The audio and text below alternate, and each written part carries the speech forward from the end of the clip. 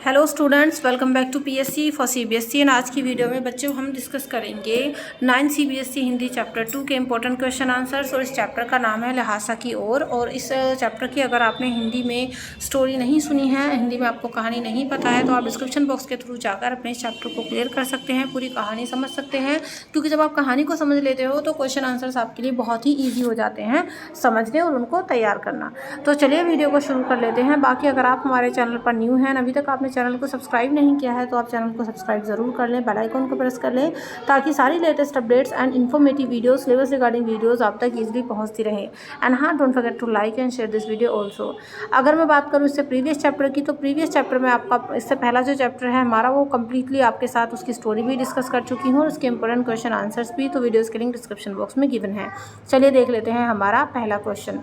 तो जो हमारा फर्स्ट क्वेश्चन है वो है, थोंडला के पहले के आखिरी गाँव पहुँचने पर भिखमंगे के वेश में होने के बावजूद भी लेखक को ठहरने के लिए सही जगह नहीं मिली, जबकि दूसरी यात्रा के समय भद्र वेश भी उन्हें उचित स्थान नहीं दिला सका।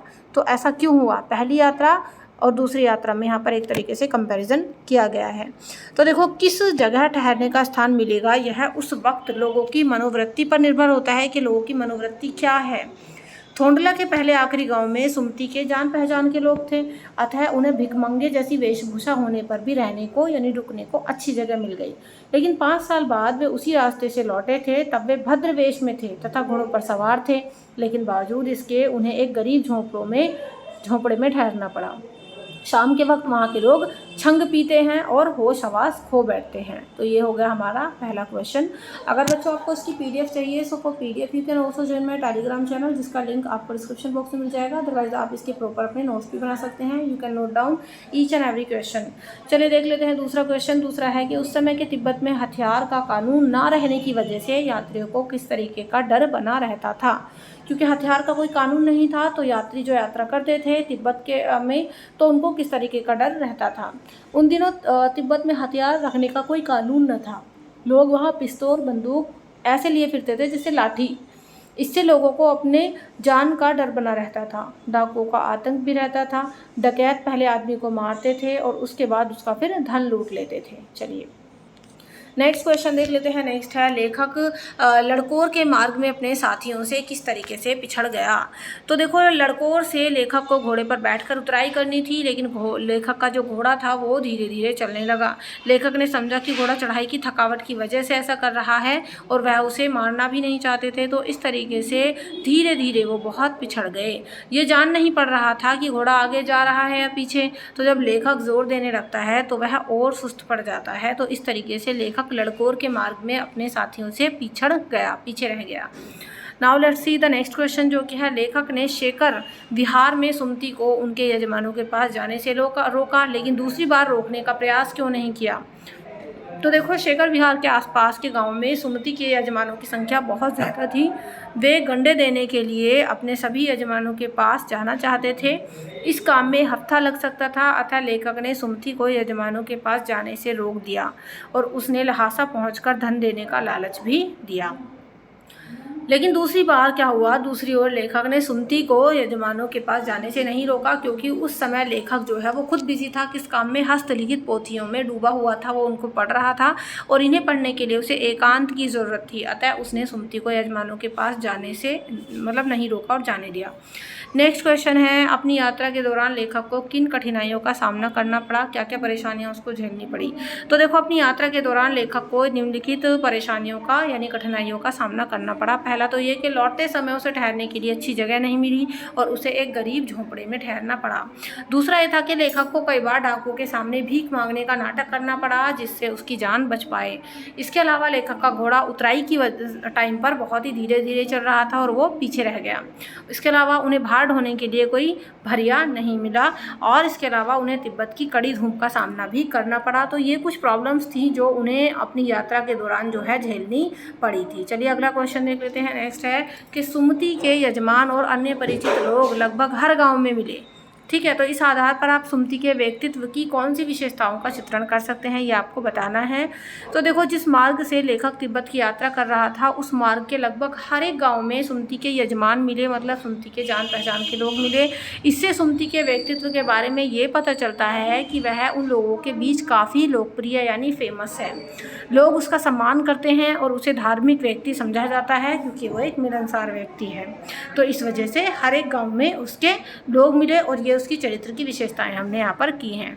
चलिए अगला क्वेश्चन देख लेते हैं। नेक्स्ट है कि हालांकि उस वक्त मेरा भेष ऐसा नहीं था कि उन्हें कुछ भी ख्याल करना चाहिए था। तो ये एक क्वेटो है, ये एक लाइन है कि हालांकि उस वक्त मेरा जो भेष ऐसा नहीं था कि उन्हें कुछ भी ख्याल करना चाहिए था। तो इस कथन के अनुसार हमारे आचार व्यवहार के तरीके वेशभूषा के आधार पर तय होते हैं। क्या आपकी समझ से ये ठीक है या फिर ठीक नहीं है? तो आप अपने विचार यहाँ पर व्यक्त करो, आप अपने भी विचार यहाँ पर ऐड कर सकते हो। हालांकि अभी भी समाज में वेशभूषा के स्तर पर लोगों के आचार व्यवहार तय होते हैं, लेकिन हमारी दृष्टि में ये गलत है, अनुचित है। व्यक्ति का सम्मान उसके गुणों के आधार पर किया जाना चाहिए, ना कि उसकी वेशभूषा के आधार पर। कोई मूर्ख अच्छी वेशभूषा पहन ले तो वो आदर का पात्र नहीं बन जाता कि बस सब उसी की तारीफ करो, अगर वो मूर्ख है भी तो भी, लेकिन बस अच्छे कपड़े पहन कर आया है इसलिए। तो ये हमने देख लिया है question. Now let's see the next question जो कि है यात्रा वृत्तांत। यात्रा वृत्तांत जो है ये, जैसे कि ये लेसन ही पूरा यात्रा के ऊपर है, तो यात्रा वृत्तांत के आधार पर तिब्बत की भौगोलिक दशा का शब्द चित्र प्रस्तुत करें। वहाँ की दशा आपके राज्य शहर से किस तरीके से भिन्न है। देखो, यात्रा वृत्तांतों के क्वेश्चन आंसर लर्न करने में थोड़ी सी दिक्कत इसलिए आती है क्योंकि उसमें किसी शहर या देश या राज्य की जो है भौगोलिक स्थिति का भी वर्णन किया जाता है, और भौगोलिक स्थिति आप जब कहीं जाते हैं तब आप अच्छी तरीके से समझ पाते हैं, है ना। तो इसीलिए थोड़ा सा लेसन बच्चों को टफ लगता है, और काफ़ी कमेंट्स भी आते हैं कि मैम इस लेसन को थोड़ा सा ज़्यादा अच्छे से क्लियर करें क्योंकि ये टफ लगता है। तो देखो, यात्रा वृत्तांत के आधार पर हमें तिब्बत की भौगोलिक दशा के बारे में बात करनी है। अब तिब्बत भारत के उत्तर में स्थित है। तिब्बत में डांडे सबसे खतरनाक जगहें होती हैं। 16 से 17,000 फीट ऊंचे होते हैं ये डांडे, और इनके दोनों तरफ मीलों तक कोई गांव नहीं होते। यहाँ नदियों के मोड़ तथा पहाड़ों के कोनों के कारण दूर दूर तक आदमी दिखाई नहीं देते। यहाँ हिमालय के हज़ारों श्वेत शिखर है, मतलब हज़ारों सफ़ेद शिखर है। भीटे की ओर दिखाई देने वाले पहाड़ बिल्कुल नंगे हैं। यहाँ ना बर्फ़ की सफ़ेदी है और ना किसी तरीके की हरियाली। उत्तर की तरफ बहुत कम बर्फ़ वाली चोटियाँ हैं और यहाँ विशाल मैदान हैं जो पहाड़ों से घिरे टापू मालूम होते हैं। तिब्बत की अधिकतर ज़मीन छोटे बड़े जागीरदारों में बटी है और हमारे राज्य की अधिकांश भूमि मैदानी है। चलिए अब नेक्स्ट क्वेश्चन देख लेते हैं बच्चों। नेक्स्ट जो हमारा क्वेश्चन है वो है मैं अब पुस्तकों के भीतर था। तो ये क्वेश्चन जब आप देखें पुस्तकों के भीतर था, दैट मीन्स ये राहुल सांस्कृतियायन जी हैं जो मतलब अभी हस्तलिखित पोथियाँ पढ़ रहे थे, ठीक है। तो लेखक ने ऐसा क्यों कहा कि मैं अब पुस्तकों के भीतर था? लेखक ने जैसे ही बौद्ध ग्रंथ हाथों में लिए वैसे ही वो उन्हें पढ़ने में डूब गए। अध्ययन की तल्लीनता की वजह से, मतलब वो इतना ज़्यादा उनको ध्यान से पढ़ रहे थे और अपने अध्ययन की तल्लीनता, पढ़ाई को लेकर के वो कितना बिजी थे और कितना मगन हो रहे थे, उस चीज़ को दिखाने के लिए लेखक ने ऐसा कहा कि मैं अब पुस्तकों के भीतर था। चलिए नेक्स्ट क्वेश्चन देख लेते हैं। नेक्स्ट है तिब्बत में कानून व्यवस्था और सुरक्षा की क्या स्थिति थी? बताइए। इस लेसन को अगर आपने अच्छे से पढ़ा है तो आप एकदम चुटकियों में इसका आंसर दे देंगे, अदरवाइज नहीं पढ़ा है तो डिस्क्रिप्शन बॉक्स के थ्रू जाकर इस चैप्टर को जल्दी से क्लियर कर लीजिएगा। तो तिब्बत में कानून व्यवस्था और सुरक्षा की जो स्थिति थी वो ये थी कि कानून व्यवस्था और सुरक्षा बहुत ही चिंताजनक थी। वहाँ पुलिस और सुरक्षा का कोई प्रबंध नहीं था, हथियार रखने के बारे में कोई कानून नहीं था और इसलिए लोग मनमाने ढंग से पिस्तौल आदि ये सब हथियार रखते थे। और यहाँ डाकू लुटेरे खुलेआम घूमते थे और वो आदमी को पहले मार कर फिर लूट लेते थे।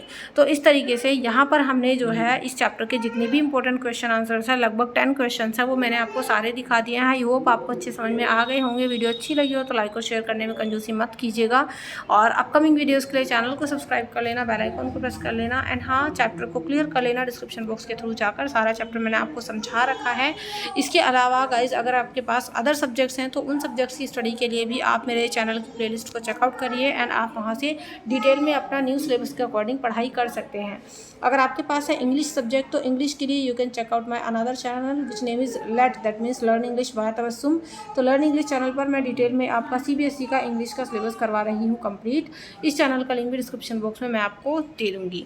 चलिए do like share comment and subscribe. PDF आपको टेलीग्राम पर मिल जाएगी, टेलीग्राम का लिंक डिस्क्रिप्शन बॉक्स में है, ये PDF भी और इसके अलावा जो आपके अदर सब्जेक्ट के इंपॉर्टेंट क्वेश्चन आंसर्स होते हैं उन सभी की PDF भी। टेलीग्राम को भी ज्वाइन कर लेना, लिंक डिस्क्रिप्शन बॉक्स में दिया गया है।